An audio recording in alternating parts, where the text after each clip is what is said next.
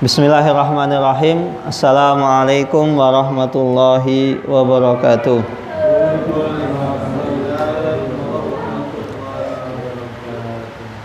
Bismillahirrahmanirrahim. Wassalatu wassalam ala Rasulillah wa ala alihi wa sahbihi wa man tabi'ahum bi ihsanin ila yaumiddin, amma ba'du. Allahumma sahli sadri wa yassir li amri wahlul 'uqdatam min lisani yafqahu qawli. Allahumma inna nas'aluka ilman nafi'an wa rizqan thayyiban wa amalan mutaqabbalan. Allahumma 'allimna ma yanfa'una wa zidna ilman wal huda wat tuqa was salaha ya rabbal alamin. Bapak Ibu yang dirahmati Allah Subhanahu wa taala, alhamdulillah summa alhamdulillah, segala puji hanya milik Allah Rabb semesta alam. Salawat beriring salam tak lupa kita curahkan kepada junjungan kita, suri tauladan kita, uswah hasanah kita, Nabi Muhammad sallallahu alaihi wasallam, yang insyaallah pada malam hari ini kita semua bersama-sama akan mempelajari sabda-sabda beliau, sehingga dengan kita mempelajari sabda beliau kita bisa mengamalkan, dan semoga kelak kita semua mendapatkan syafaat dari Rasulullah sallallahu alaihi wasallam. Bapak Ibu azani Allah wa iyyakum, pada pertemuan sebelumnya telah dijelaskan atau kita sudah membahas tentang tips agar kita ini mudah untuk memaafkan orang lain. Ada sekitar 14 tips.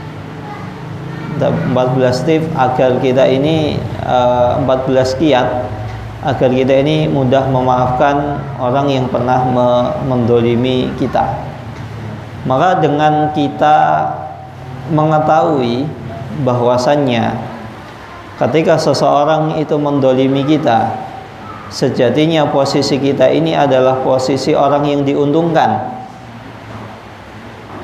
bukan posisi yang merugi. Kesempatan pertama kita bisa memaafkan kesalahan orang tersebut. Kita bisa meniru teladan kita Rasulullah SAW, yang mana Rasulullah diriwayatkan beliau tidak pernah membalas kekejian atau kedoliman yang pernah beliau dapatkan. Dan orang yang memberi maaf tentunya itu pahalanya lebih besar dibanding orang yang meminta maaf. Nah, seseorang ketika mempunyai salah, kita minta maaf kepada orang lain itu mudah atau mudah? Mudah bagi yang dimudahkan. Nah, sekarang jika seseorang itu ketika meminta maaf kepada orang lain, dia setidaknya harus menurunkan egonya, harga dirinya, karena dia posisi yang di bawah. Nah, ketika seseorang bisa memaafkan, nah ternyata pahalanya itu lebih besar, karena posisinya dia adalah orang yang terdolimi. Maka bisa jadi ketika kita memaafkan kesalahan orang lain, itu menjadi sebab pemberat timbangan kita kelak di akhirat. Kemudian yang kedua, ketika kita didolimi, sejatinya posisi kita enak. Karena apa? Kita mendapatkan kesempatan doa kita diijabahi. Orang yang terdolimi itu doanya mustajab, Allah ijabahi. Sudah terdolimi, musafir, hujan. Atau enggak minimal hari ini terdolimi pas hujan. Jadi kita dapat punya dua kesempatan. Ini cuma contoh. Ini mumpung hujan, mari kita perbanyak doa. Karena waktu hujan adalah waktu yang mustajab. Jangan sampai kesempatan tersebut hilang dari diri kita. Nah, Bapak Ibu yang dirahmati Allah Subhanahu wa taala, dengan kita memudahkan memberi maaf, memaafkan kesalahan orang lain, maka kehidupan kita ini akan indah, akan luar biasa. Bahkan kemarin ada yang bertanya, Ustaz, kalau setiap orang melakukan kesalahan terus kita maafkan, Jadi enak sekali ya enak. Itulah yang diinginkan syariat Islam, agar kita ini, kehidupan kita ini berjalan dengan enak, ringan. Nah, kalau kita punya salah dengan orang lain, yang mendolimi dengan yang didolimi, ketika ketemu sama-sama tidak enak. Nah, sehingga nanti bisa jadi yang awalnya kedoliman yang kecil menjadi kedoliman yang lebih besar. Bapak Ibu yang dirahmati Allah Subhanahu wa taala, namun ternyata ketika seseorang memaafkan kesalahan orang yang pernah mendolimi, itu bukan perkara yang mudah, bukan perkara yang ringan, perkara yang sulit, perkara yang seseorang itu butuh untuk mujahadah, untuk benar-benar bertekad.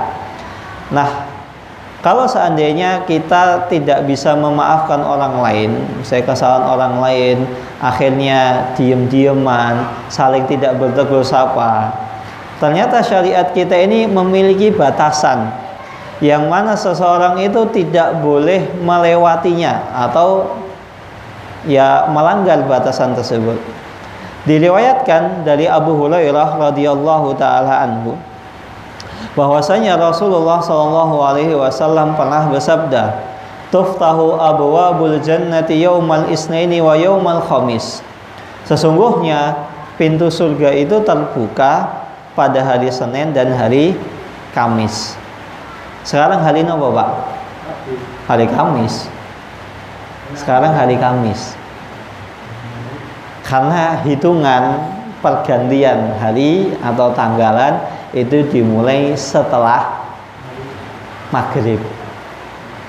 Jadi ini sudah mulai masuk hari Kamis, hitungan Hijriah. Nah kan kita ini terbiasa dengan hitungan Masehi. Padahal umat Islam itu punya kalender sendiri, yaitu hitungan Hijriah. Nah, hari ini alhamdulillah hari Kamis. Nah, ternyata hari Senin dan hari Kamis itu adalah hari di mana pintu surga itu dibuka selebar-lebarnya. Fayughfaru likulli abadin la yusyriku billahi syai'an. Yang mana pintu tersebut itu dibuka untuk mengampuni, untuk memberi kesempatan orang-orang yang tidak pernah melakukan kesyirikan ketika pada hari tersebut atau selama 1 pekan. Illa rajulan kanat bainahu wa baina akhihi syahna. Kecuali semua orang itu dosanya diampuni, kecuali orang yang selama dia tidak melakukan kesyirikan. Tapi ternyata ada pengecualian selain orang yang melakukan kesyirikan, yaitu seseorang yang antara dia dengan saudaranya itu ada syahna, ada permusuhan, ada perpecahan, tidak mau bertegur sapa, boten purun napa ngelurui, nggak mau saling, ya paling nggak nyapa, monggo Pak, monggo Bu, ketemu adem-adem, udah hujan saling adem-ademan, tambah adem. Nah iya, fayuqalu andilu hadaini hatta yastaliha, andilu hadaini hatta yastaliha, andilu hadaini hatta yastaliha. Nah, Rasulullah SAW mengatakan andilu hadaini hatta yastaliha. Maka orang-orang yang memiliki permusuhan atau saling bermusuhan, diam-diaman, orang tersebut itu tidak akan diampuni dosanya. Selama apa? Selama dia belum berbaikan dengan saudaranya, maka nggak diampuni. Dan di riwayat yang lain illal mutahajiraini, kecuali orang yang saling hajar, orang yang saling memboikot. Dan di riwayat yang lain disebutkan lagi tu'radul a'malu 'alallahi fi kulli isnaini wa khamis fayughfaru likulli muslim. Amalan seorang hamba itu disetorkan kepada Allah Subhanahu wa taala setiap hari Senin dan Kamis. Maka pada hari tersebut Allah Subhanahu wa taala, kan namanya amalan disetorkan, akhirnya dicek. Oh, ini dimaafkan, ini dimaafkan, ini dimaafkan. Bisa jadi pada hari ini amalan-amalan kita dimaafkan oleh Allah Subhanahu wa taala. Selama kita serius dalam bertaubat, selama kita serius dalam memperbaiki diri kita. Tapi ternyata ada orang yang dosanya tidak diampuni, yaitu orang yang melakukan apa? Syirik, dan kedua orang yang memiliki permusuhan dengan saudaranya. Maka Bapak Ibu yang dirahmati Allah Subhanahu wa taala, jika kita perhatikan hadis tersebut yang baru saja kita baca, maka diterimanya amal seseorang atau tidak, ini bukan hanya masalah diampuni loh ya. Kan amalan disetorkan. Nah, ketika Allah Subhanahu wa taala tidak mau menerima setoran amalan seorang hamba, kira-kira amalannya dicek nggak? Kan kalau mau diampuni kan harus dicek dulu. Misalnya seorang bos ngecek, gimana absensi karyawan saya, pegawai saya, dicek. Si Fulan, Budi, absen sepekan ini sudah telat 3 kali. Kemudian si misalnya Pak Ijo ternyata bolos sehari. Alhamdulillah. Misalnya Budi telat 3 kali. Kemudian misalnya Pak Ijo bolos sehari. Nah, ketika bos itu tahu, oh ini ada yang bolos, ini ada yang misalnya terlambat, paling enggak kan dipanggil. Kamu kenapa terlambat? Kamu kenapa nggak masuk? Oh, saya terlambat karena ini dan itu, saya tidak masuk karena ada urusan. Nah, bisa jadi di antara orang yang ada catatan tadi, oh ini orang terlambat, ini nggak apa-apa lah, saya tahu kok orangnya baik, nggak mungkin terlambat kecuali punya udzur. Akhirnya dimaafkan. Karena apa? Setelah dicek apanya? Absensinya. Nah, kalau misalnya biasanya ketika absensi dicek, kalau terlambatnya sekian, bolosnya sekian, kira-kira gajinya dipotong atau ditambahi, Bapak Ibu? Dipotong. Nah, sedangkan orang yang dimaafkan tadi, oh nggak apa-apa, kan nggak dianggap, gajinya tetap utuh. Nah, begitu juga. Nah, kalau misalnya pada hari Senin dan hari Kamis, yang mana pada hari tersebut amalan seorang hamba itu dicek, disetorkan kepada Allah Subhanahu wa taala. Allah nggak mau menerima setoran amalan tersebut. Karena apa? Satu, ada kemungkinan dia melakukan kesyirikan. Dua, masih ada permusuhan di antara saudaranya, belum saling berbaikan. Maka hati-hati, ternyata pada permasalahan permusuhan di antara saudara kita, ini terkadang dosanya itu disetarakan dengan kesyirikan. Maksudnya tentu kalau dibandingkan ya kesyirikan lebih besar. Tapi ternyata dalam satu konteks, dalam hadis yang sama, itu disebutkan bersamaan.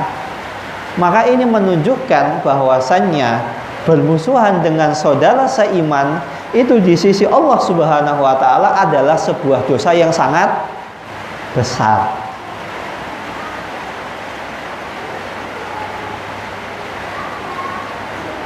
Dan oleh karena itu, seorang muslim tidak boleh menghajar, saling mendiamkan saudaranya fauqa salatin min ajli khututid dunyawiyah. Dan dalam hadis yang lain, kita ini punya aturan ketika misalnya diam-diaman. Kapan itu? Yaitu 3 hari. Kan tadi antara Senin dengan Kamis. Coba mari kita hitung. Senin kan Selasa, Rabu, Kamis. Nah, ini ada 3 hari. Ada jeda, ada selang waktu. Jangan sampai seseorang itu bermusuhan. Maka kalau misalnya disetorkan hari Senin sama hari Kamis, kalau ada permusuhan ketika Selasa, pastikan sebelum masuk hari Kamis sudah berbaikan. Nah, Agar apa? Dosa kita ini bisa setoran amalan kita ini bisa dikoreksi. Oh ini diterima, oh ini dimaafkan, ini. Hati-hati kalau setoran amalan itu tidak diterima.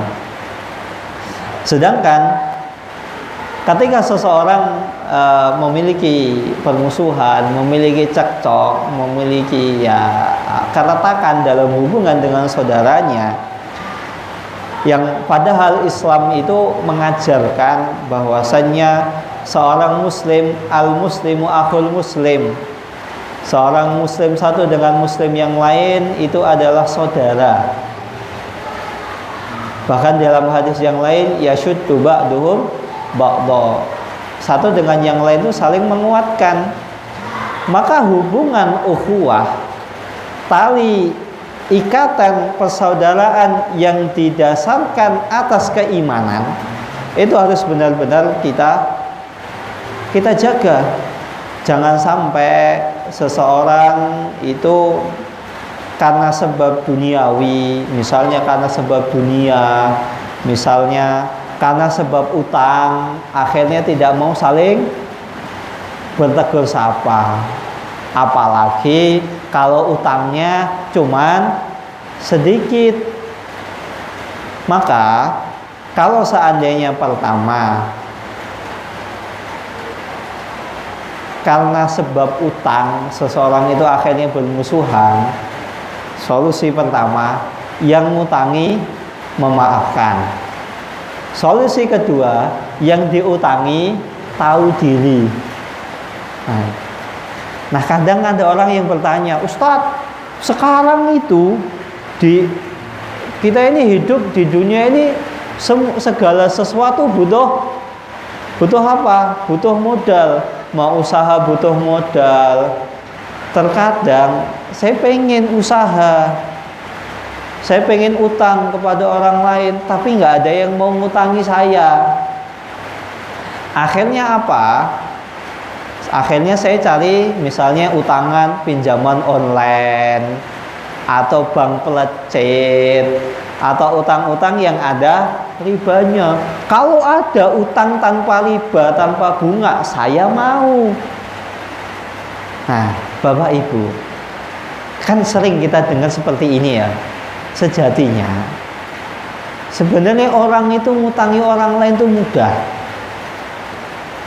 sangat mudah, apalagi tanpa bunga. Nah, kenapa? Salah satu sebab kenapa utang-utang berbunga ini marak di sekitar kita, salah satu sebabnya adalah orang yang punya utang tidak tahu diri. Mentang-mentang konco dewe, mentang-mentang teman sendiri, nyantai, nanti akhirnya diulur-ulur. Padahal seringkali orang yang mengutangi jauh lebih butuh dibanding yang diutangi. Itu terkadang demikian. Maka kalau misalnya kita pernah punya utang sama saudara kita janji bulan depan mau disaur, paling enggak misalnya pekan pertama, maaf Pak, saya sudah berusaha untuk bayar, sudah tak cicil, tapi qadarullah, ternyata apa? Saya sudah menyisihkan uang, ternyata apa? Uang saya kepake karena ada urusan mendadak. Minimal ngabari. Pekan kedua, alhamdulillah Pak, saya sudah bisa nyicil. Misalnya pekan selanjutnya kita kabari. Atau misalnya kita janji bulan depan. Nah, ketika pas bulan depan tersebut kita ngabari, mohon maaf Pak, saya sudah berusaha. Mohon maaf Pak, Mas, saya sudah berusaha mengumpulkan uang nyicil untuk bayar utang. Tapi ternyata duitnya kepake. Anak saya tiba-tiba sakit, anak saya opnam, keluarga saya masuk rumah sakit, atau kebutuhan lain. Atau misalnya tiba-tiba saya ternyata lupa bayar SPP anak saya belum saya bayar. Mohon maaf ya, mohon kerelaan hatinya. Saya berusaha bulan depan saya lunasi. Kan enak, akhirnya saya ngutangi, oh iya, sama-sama. Ya, terima kasih sudah ngabari. Kan enak. Nah, Utang-utang yang riba seringkali karena disebabkan demikian. Karena apa? Yang punya utang itu tidak tahu diri. Leres mboten, Pak? Iya. Coba kalau setiap kita ini ketika diutangi ada itikat baik, berusaha untuk nyaur utang tepat waktu, nggak telat, nggak tiba-tiba lupa ingatan. Oh iya po, aku utang karo kowe po. Nah itu yang jadi masalah. Malah begitu juga, jangan sampai urusan-urusan dunia selain hutang, misalnya persaingan dagang, toko satu dengan toko yang lain akhirnya saling menjatuhkan. Jangan beli di toko itu. Kenapa? Itu dagingnya dagingnya nggak seger, atau buahnya udah busuk, atau itu buahnya dikasih, misalnya buahnya diberi pengawet yang di luar pengawet yang banyak, sehingga kelihatannya seger-seger, tapi itu pengawetnya banyak. Atau misalnya sesama pedagang, misalnya mie ayam, itu jangan beli di situ. Dagingnya itu saya pernah loh makan pas beli mie ayam, ternyata apa? Ternyata ada kaki kecil-kecil. Apa nih kok Pak? Tikus. Terkadang begini loh. Maka jangan sampai karena urusan persaingan dagang akhirnya kita memfitnah atau menuduh dengan tuduhan-tuduhan yang tidak. Padahal Rasulullah SAW telah menyebutkan dalam banyak hadis, seseorang itu dilarang untuk mendiamkan saudaranya itu lebih dari 3 hari. Diriwayatkan dari Anas bin Malik radhiyallahu taala anhu bahwasanya Rasulullah SAW bersabda, la tabaghadu wa la tahasadu. Janganlah kalian saling bermusuhan, wala tahasadu, dan saling hasad, ini dengki, akhirnya isinya fitnah. Wala tadabaru, dan jangan saling membelakangi. Wa kunu ibadallahi ihwanan, dan jadilah engkau dengan saudaramu yang lain itu seperti saudara. Wala yahillu li muslimin ayyahjura akhahu fawqa salas, dan tidak halal bagi seorang muslim untuk mendiamkan saudaranya di atas 3 hari. Dan begitu juga diriwayatkan dari Abu Ayyub Al-Ansari, la yahillu li muslimin ayyahjura akhahu fawqa salas. Tidak halal bagi seorang muslim untuk mendiamkan saudaranya sesama muslim lebih dari 3 malam. Yaltaqiyani fayuridu hada wa yuridu hada. Nah, ketika bertemu saling buang muka, saling membelakangi, tidak mau menyapa, jangankan menyapa, saling melihat aja. Ketika ketemu papasan langsung putar balik atau cari jalan yang lain. Jangan demikian. Wa khairuhuma alladhi yabda'u bis salam.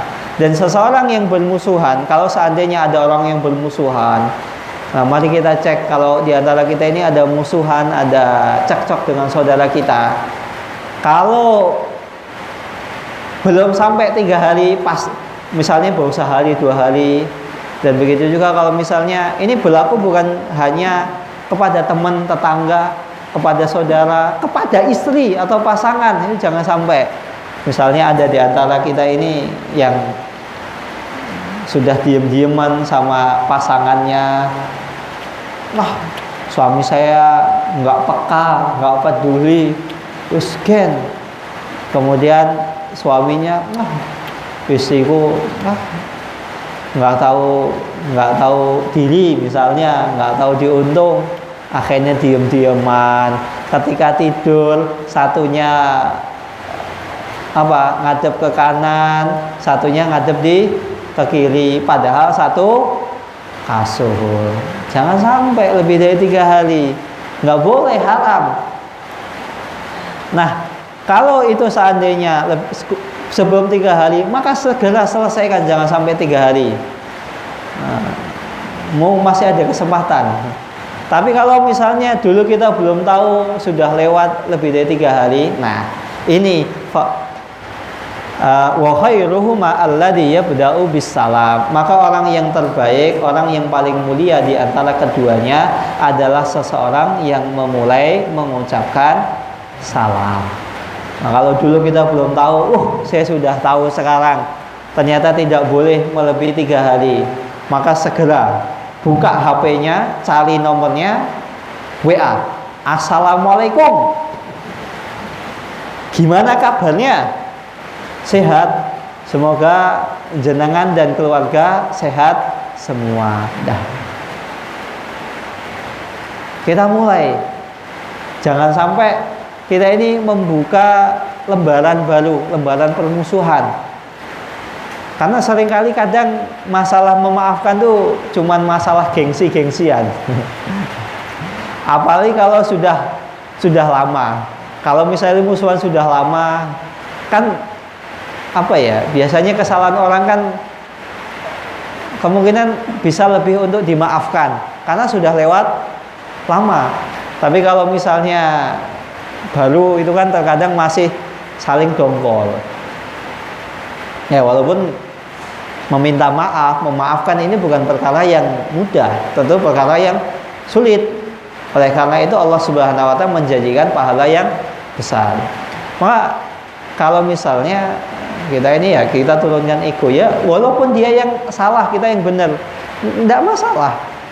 Malah kita mendapatkan 2 kesempatan. Kita pertama orang yang memulai mengajak untuk berdamai. Kedua, sejatinya orang tersebut yang salah, kita yang didolimi. Nah, kita dapat 2 kebaikan.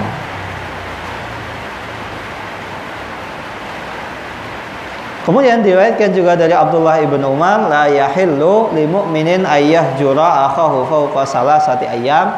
Kita dilarang untuk menghajar, mendiamkan saudara kita lebih dari 3 hari. Kemudian diriwayatkan dari Hisham ibnu Amir radhiyallahu taala anhu, aku pernah mendengar Rasulullah sallallahu alaihi wasallam bersabda, la yahillu li muslimin ayyusalima musliman fawqa salasi ayalin. Tidak halal bagi seorang muslim ayyusalima, yaitu untuk bermusuhan, untuk genjatan senjata, untuk untuk saling marah-marahan, saling solim, itu saling melemparkan tuduhan lebih dari 3 hari. Fa innahuma ma salama fawqa salasati layalin fa innahuma natiyani anil hakim madama an siramihima. Dan seseorang ketika dia masih bermusuhan atau saling melemparkan tuduhan kepada saudaranya di atas 3 hari, fa innahuma nakibani anil haq, sejatinya orang tersebut itu jauh dari kebenaran, tidak mau mengindahkan kebenaran, tidak mau mendapatkan kebenaran. Madama ala siramihima, selama orang tersebut itu masih senantiasa bermusuhan. Wa inna awwalahuma fai'an yakunu kafaratan lahu sabquhu bil fai'. Kalau seandainya ada di antara orang tersebut itu ada orang yang pertama, orang yang memulai fai'an, orang yang memberikan udzur, meminta maaf, mengajak berdamai, yakunu kafaratan lahu sabquhu bil fai', maka itu sebagai kafarah, sebagai penebus dosa atas kesalahannya. Wa in huma mata ala siramihima lam yadkhulil jannata jami'an. Nah ini diingat, ini hati-hati. Kalau seandainya kedua orang tersebut itu masih saling bermusuhan, tidak mau bertegur sapa, masih saling melemparkan tuduhan, memfitnah, tidak mau berdamai. Nah, ternyata ujug-ujug keduanya atau salah satu di antara keduanya meninggal, lam yadkhulil jannata, tidak masuk surga. Hati-hati. Kita kan tentu, kita hidup ini kan tujuan kita sejatinya cuma satu, apa itu? Masuk surga. Nah, jangan sampai luput tujuan utama kita. Udah di dunia, isinya adalah darul bala, isinya cobaan, ternyata ketika nanti di akhirat kita tidak masuk surga. Apalagi masalah mati, masalah usia itu tidak ada yang tahu. Maka kalau ada yang bermusuhan, mari kita menjadi orang yang terbaik di antara keduanya, yaitu orang yang memulai mengucapkan salam atau mengajak untuk berdamai. Karena apa? Kalau seandainya dua-duanya meninggal masih menyimpan dendam, maka tidak masuk surga. Hati-hati, waspadalah. Maka di sini Rasulullah SAW memberi batasan yang kaitannya dengan waktu, yaitu seseorang itu tidak boleh saling mendiamkan atau memendam rasa benci kepada saudaranya lebih dari 3 hari. Agar apa? Agar jiwa kaum muslimin itu menjadi jiwa yang bersih, jiwa yang suci, jauh dari permusuhan. Dan bahkan pada hadis yang sebelumnya disebutkan, amalan seorang hamba itu kan disetorkan, dicek oleh Allah Subhanahu wa taala setiap hari Senin dan Kamis, atau antara Senin dengan Kamis dan antara Kamis dengan hari Senin. Maka ini ada waktu. Jangan sampai kita masih memendam rasa permusuhan di antara saudara kita. Maka kesempatan yang Allah Subhanahu wa taala berikan ini yaitu 3 hari, sejatinya waktu yang cukup untuk seseorang itu meminta maaf atau melupakan kesalahan orang lain. Karena apa? Pertama, seseorang dilarang untuk mendiamkan saudaranya atau menyimpan dendam lebih dari 3 hari. Maka ketika seseorang tidak melebihi 3 hari, akhirnya dia segera meminta maaf, maka yang pertama adalah orang tersebut itu terlepas dari hajar yang dilarang, yaitu lebih dari 3 hari. Karena setelah 3 hari itu adalah waktu yang diharamkan. Kemudian Bapak Ibu yang dirahmati Allah Subhanahu wa taala, maka hadis-hadis yang kita sebutkan tadi adalah hadis-hadis yang sejatinya harus menjadi pembelajaran bagi kita. Terlebih lagi kita seorang mukmin, seorang yang beriman, yang tentunya kita ingin senantiasa dimaafkan oleh Allah Subhanahu wa taala, diampuni dosanya, diberikan taufik oleh Allah agar senantiasa berbuat baik, agar senantiasa istiqomah dalam ketaatan, dan begitu juga agar Allah Subhanahu wa taala memasukkan kita di surganya. Maka jangan sampai kita memendam permusuhan kepada saudara kita lebih dari 3 hari. Nah, bagaimana kalau seandainya lebih dari 3 hari? Disebutkan dari Abu Hiras As-Sulami radhiyallahu taala anhu bahwasanya Abu Hiras pernah mendengar Rasulullah SAW bersabda, "Man hajara akhahu sanatan fahuwa kasafki dimaihi." Barang siapa yang mendiamkan atau menyimpan permusuhan kepada saudaranya selama 1 tahun, fahuwa kasafki damihi, maka seseorang yang menyimpan permusuhan kepada saudaranya sampai 1 tahun atau 1 tahun lebih, nah kan ini 1 tahun sampai 1 tahun, maka seakan-akan dia telah membunuh saudaranya. Sama saja kita membunuh dia. Hati-hati.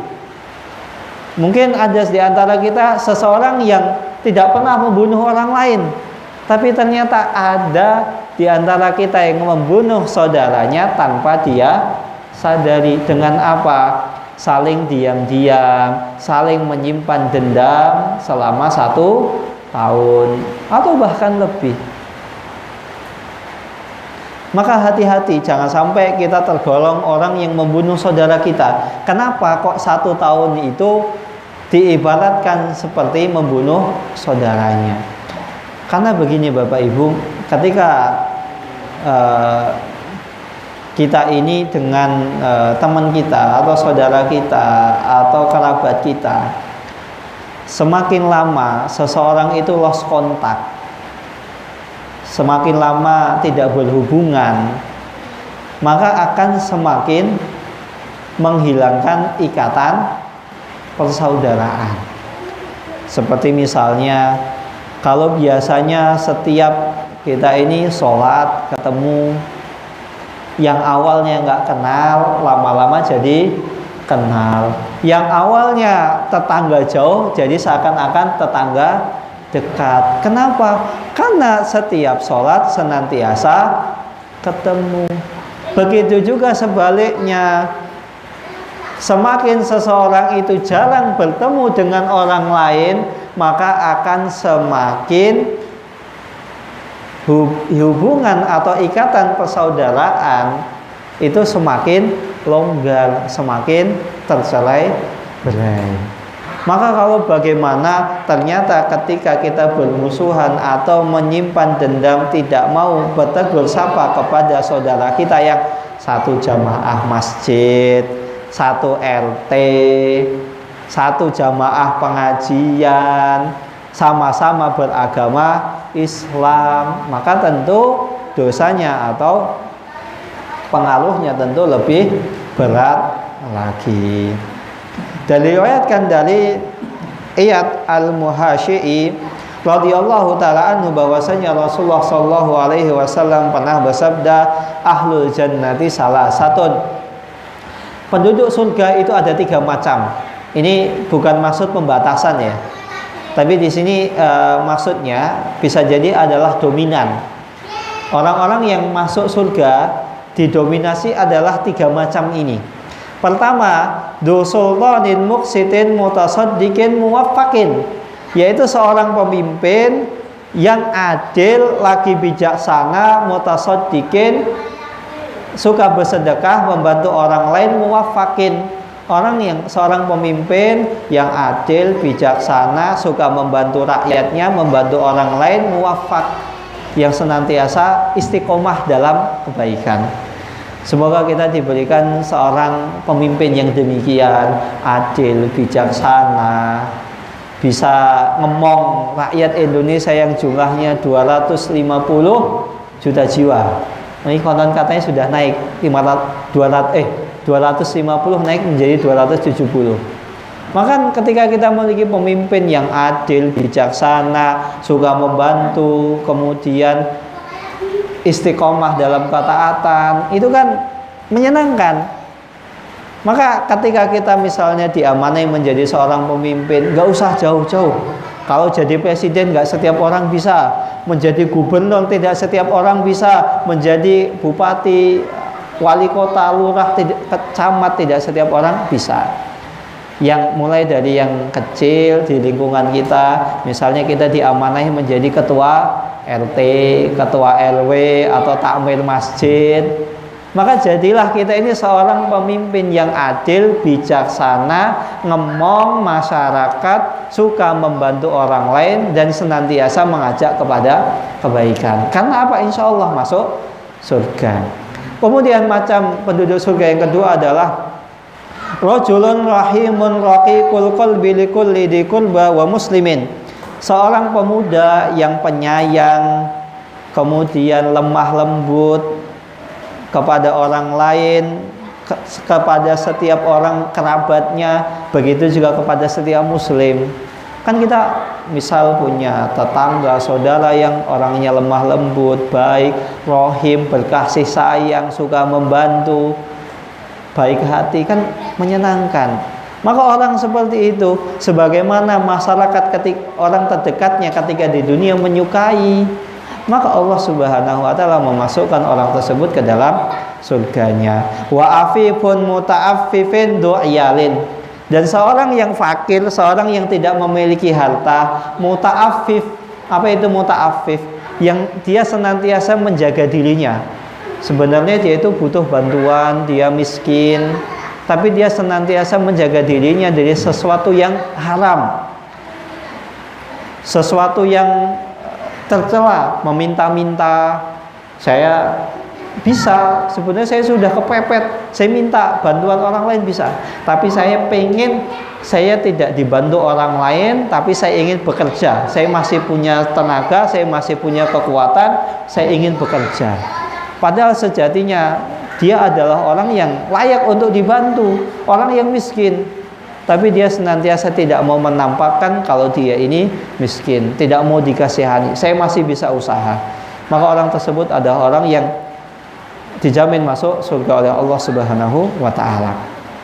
Dan dalam hadis tadi disebutkan rahim, seorang yang hatinya berkasih sayang sebagaimana sifat Rasulullah sallallahu alaihi wasallam, yaitu Rasulullah sallallahu bil mu'minina raufur rahim. Dalam surat At-Taubah ayat 128, Rasulullah sallallahu itu memiliki jiwa yang sayang kepada umatnya.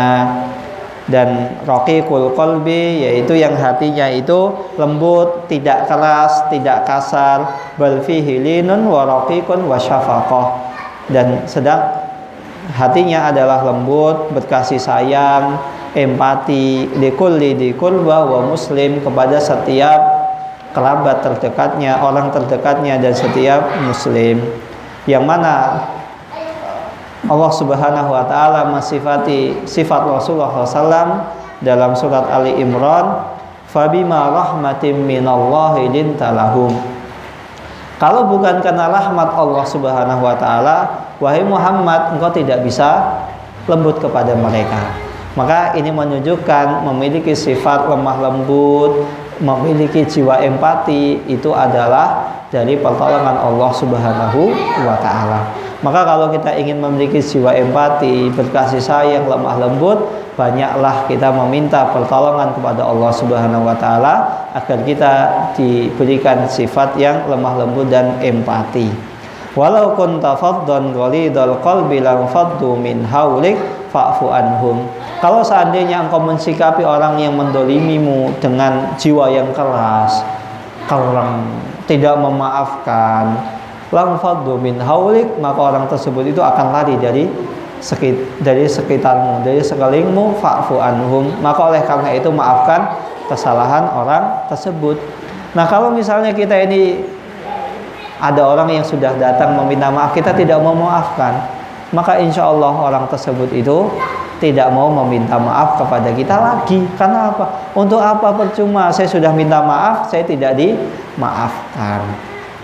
Dan begitu juga kalau seseorang memiliki salah, tidak mau mengakui kesalahannya, untuk apa dimaafkan? Maka jangan sampai kita memiliki jiwa yang keras, tidak mau meminta maaf dan tidak mau memaafkan kesalahan orang lain. Maka kalau demikian, yang terjadi di masyarakat kita akan semakin banyak orang yang saling bermusuhan. Padahal musuh umat Islam ini sudah banyak, baik musuh dari dalam maupun dari luar. Jangan ditambah-tambahi lagi musuh umat Islam. Wallahu ta'ala bishawab. Ini yang bisa saya sampaikan, kurang lebihnya saya mohon maaf. Wassalamualaikum warahmatullahi wabarakatuh.